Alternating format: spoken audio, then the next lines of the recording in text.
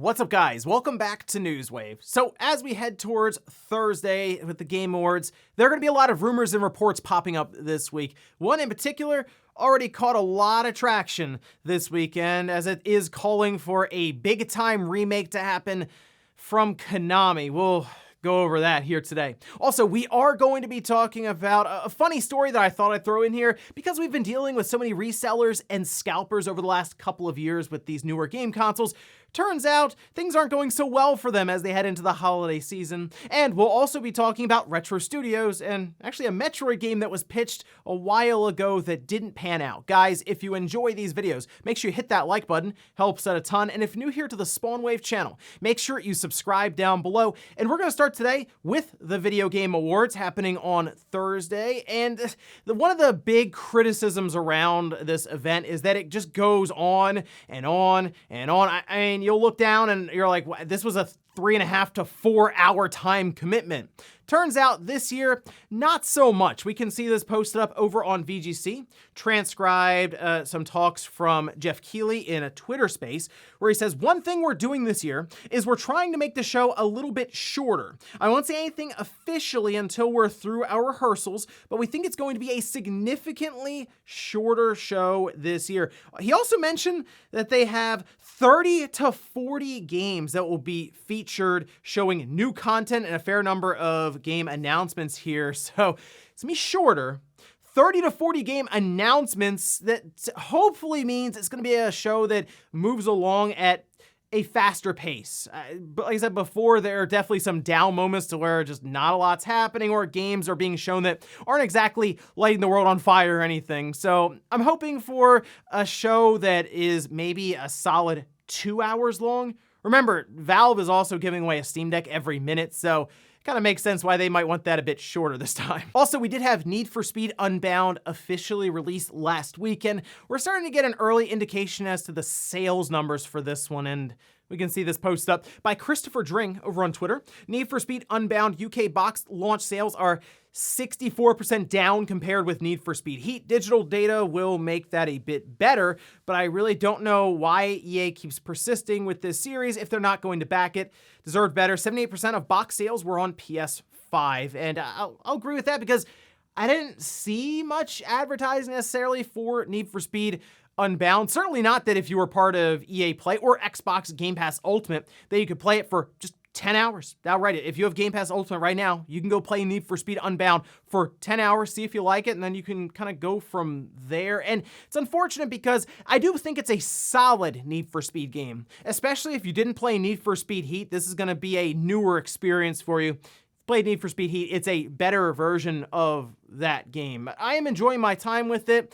I'm hoping they maybe have a different idea for the next Need for Speed years down the line, or maybe they're thinking about bringing back Burnout and taking a shot at that. Oh, and we did get a new port announcement for the Switch. We can see this posted up over on Nintendo Life, where they say at ARC Revo Japan 2022 this weekend, the fighting game DNF Duel was announced for the Nintendo Switch. It'll be getting ported to the hybrid system in spring 2023. They also showed off a new DLC fighter, that being Spectre. And to be honest, I'm not into DNF Duel at all, but I do recognize the talent that Arc System Works has and has displayed in several games with, for me anyway, the one that's most notable is Dragon Ball FighterZ. It's a very impressive looking fighting game. Even if I'm not going to play it and I'm a Dragon Ball fan, I can just watch people playing it and it almost looks like an episode from the show. It is very impressive stuff there, but good to see DNF Duel making its way to the Switch in spring 2023. And guys, with some of the quick news out of the way, let's get into the bigger stuff.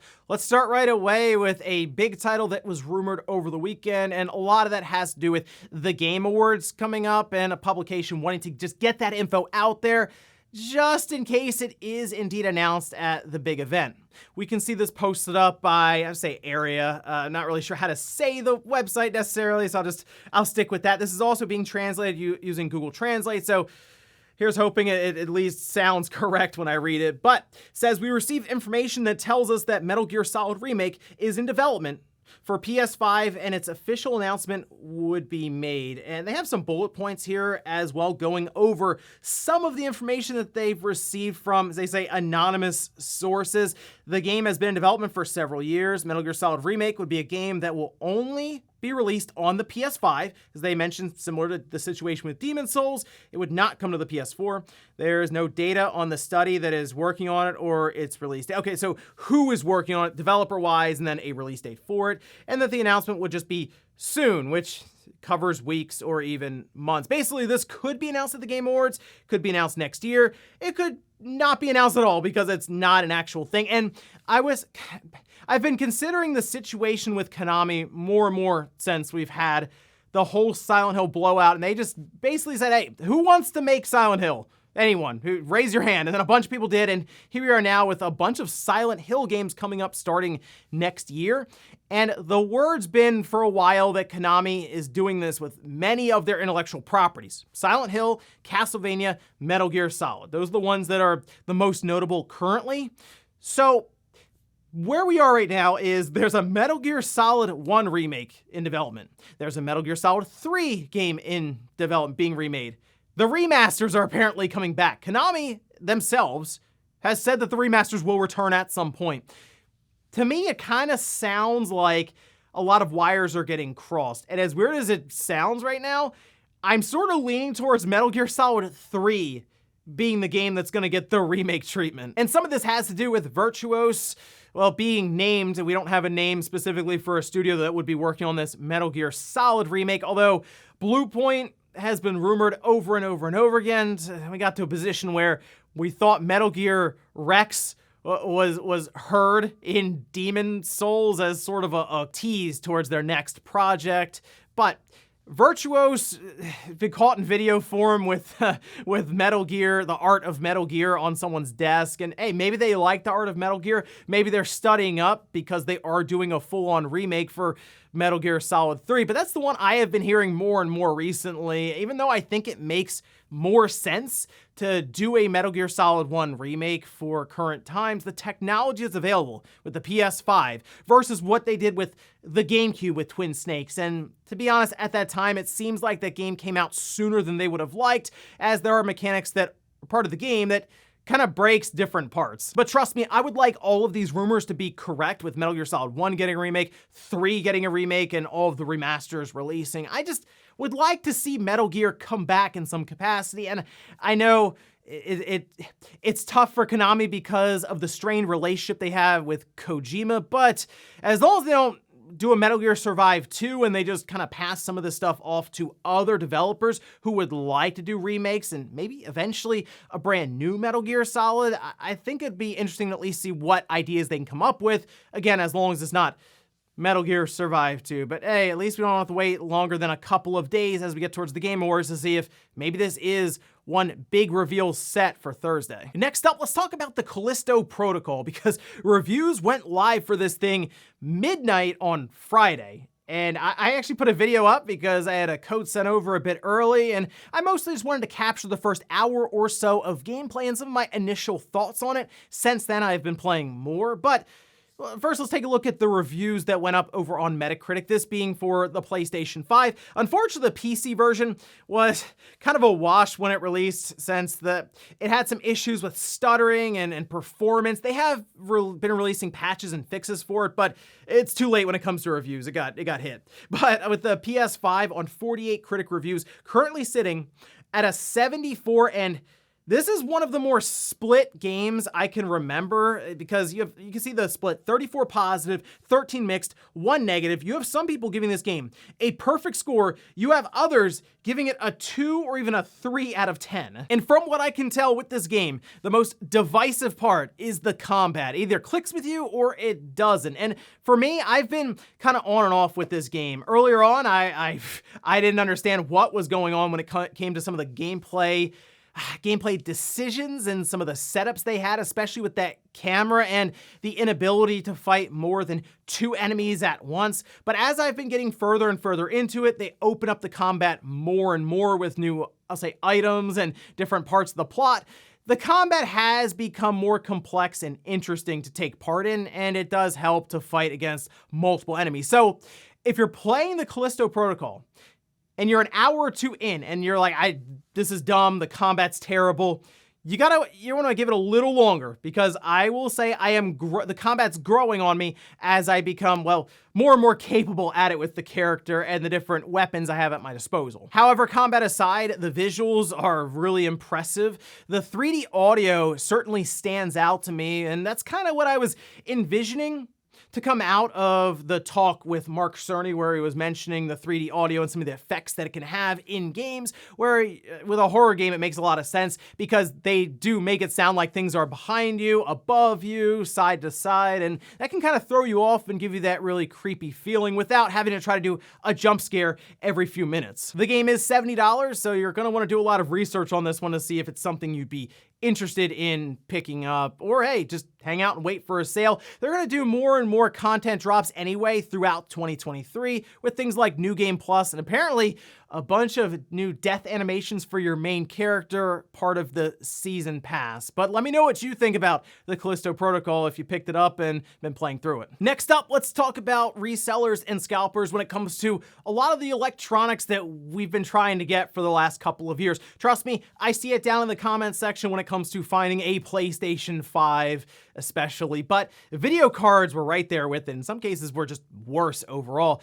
Not the case anymore. In fact, it appears that many scalpers are just kind of giving up on the idea of buying these cards to try to flip and double up on their purchases. We can see this posted up over on TechSpot, where they say scalpers are struggling to sell the RTX 4080 above MSRP, but retailers won't let them return the card. So this is a typical strategy, by the way, for someone who buys, say, 5 video cards, and they're thinking, okay, I'm going to sell these for 50% more than I bought them, and any I don't buy, I'm going to return. Not the case now. In fact, we can see this pointed out by Moore's Law is dead. Scalpers returning their Nvidia RTX 4080s they couldn't sell on eBay is a big issue. Newegg, though, just removed the refund option for many 4080s circled here. It's not going to work in all regions, as some regions just kind of have laws in place that'll let you to return it either way, especially if it's a card that's just not open and you have your receipt and everything. But for example, this was pointed out here by Video Cards with one seller. You can see a bunch of RTX 4080s sitting here. They say the market isn't what I thought. So instead of sending them back to manufacturers, you can get them MSRP from me. And this is a good thing all the way around for the video card market. This is one of the reasons, along with the big crypto boom that was going on and buying cards to mine crypto, and that's kind of fallen off now a bit with pricing and logistics there.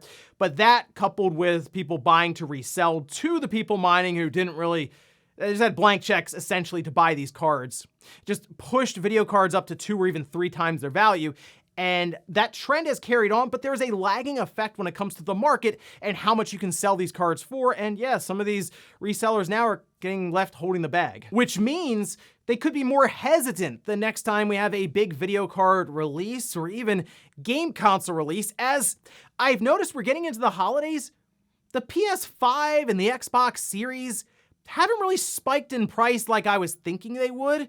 And some of that has to do with Sony really pushing stock heavily here during the holiday season. So maybe we could get to a position next year, maybe March or April, where you walk into a Walmart or a Best Buy and there's a PS5 on the shelf. What a world that would be. I'm crossing my fingers for it, because then we can get on with the generation, which seems to be a generation that's taken a while to get started. Stock issues, cross-generation support, the situation with development being halted with many studios for COVID. We can finally get things moving there with the PS5 and the Xbox Series. And hey, then maybe you can buy an Nvidia RTX card for the MSRP. And in our last bit of news, let's talk about Retro Studios and Metroid Prime. We know Retro Studios currently is working on Metroid Prime 4 after Nintendo had to scrap and reboot the entire thing. But before that, there are a lot of questions as to what goes on at Retro Studios. We know they were doing the Donkey Kong Returns and Donkey Kong Tropical Freeze.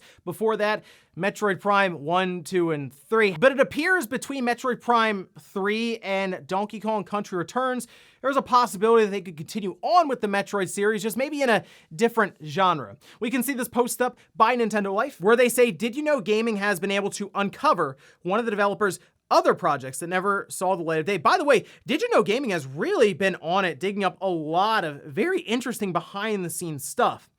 This talking about a late 2007 pitch that was done within Retro Studios. They say it's basically XCOM. It was XCOM in the Metroid universe, except instead of fighting aliens, you're fighting space pirates who are also aliens, but different. The player takes the role of a Galactic Federation commander. It even has a name for him. I'm not going to repeat, pretty stupid name. Now, the reason apparently that Retro Studios did not go ahead with this idea, they're kind of burned out on Metroid, and can't really blame them. I mean, Metroid Prime 1 came out in, early 2000s. Then we had Metroid Prime 2, both of which on the GameCube. Then they pushed out Metroid Prime 3 towards the end of 2007 for the Wii. So 3 different Metroid Prime games in the span of 6 or 7 years.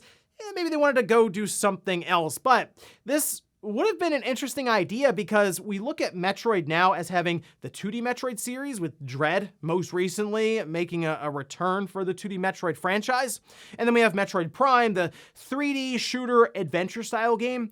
What if there was also a tactical or strategy RPG kind of setup like XCOM for Metroid? And in fact, if you think about the timeline here, XCOM Enemy Unknown, that was on the 360 towards the end of its life. This is what, 2012, I think? This probably would have come out first, and instead of saying, oh, they were basically making an XCOM game, XCOM would have came out and then been like, oh, they were making a Metroid Tactics-like game, but of course, they were rebooting XCOM, but it would have been that interesting dynamic of having a Metroid tactics-based RPG to go alongside of the 3D adventure style and then the 2D platformer. And based on how well it worked with Firaxis and XCOM, I kind of think they would have had something here. We would have had to see how it turned out, obviously, but it'd have been interesting. However, they did go on to make some really good 2D platformers with Donkey Kong Country Returns and then Tropical Freeze, so it kind of worked out in the end. Now we get to see what they can do, hopefully soon, with Metroid Prime 4. And before we go to the comments of the day, we're gonna take a look at the poll that I posted up yesterday, where I ask which company is the most likely to show up at the Game Awards with a big reveal. Let's see, we have Microsoft, 39%, Sony at 34%, and then Nintendo, 27%. I'm kind of leaning towards Microsoft, but that might be because they've had some meaningful reveals at the Game Awards in the past, specifically their Xbox Series X console, things like Perfect Dark showing up there. I would like to see all 3 participate in the Game Awards and have this event really have a good showing leading into 2023. So crossing my fingers for Thursday. And we'll finish up with the comment of the day, as you're seeing here. This is from Lank saying, the main thing I hate about fixing games post-release is it means the physical releases are forever broken. Unless they plan to release new versions of the cartridge or discs, extremely unlikely, then playing these games after they stop letting the console connect to the update servers will be a terrible experience. And even if that's 30 years into the future, it's still a potential for a future issue, especially when you look at some games ship without content at all. I mean, think about Call of Duty. That was a physical disc that shipped out with 70 megabytes on it, and all it was essentially a launcher then connected to the internet to download the game. It seems like we're going further and further towards these physical copy of games being completely worthless and unnecessary, which is when they start cutting that off when we go to the all-digital future. And ladies and gentlemen, that's going to do it here for Newswave. If you enjoyed this video, guys, hit that like button. If not, hit the dislike. Leave comments down below about everything we talked about here today. Whereas all this talk around Metal Gear Solid, do you think we're going to see some sort of remake from Konami and the Metal Gear universe this Thursday? Let me know about that. And then also, what about Scalpers struggling to sell the RTX 4080 cards? Are you shedding a tear for them? And do you think this is something we can see continued on into the PlayStation 5 and the Xbox Series X for 2023? Thanks guys for watching, and I'll see you next time.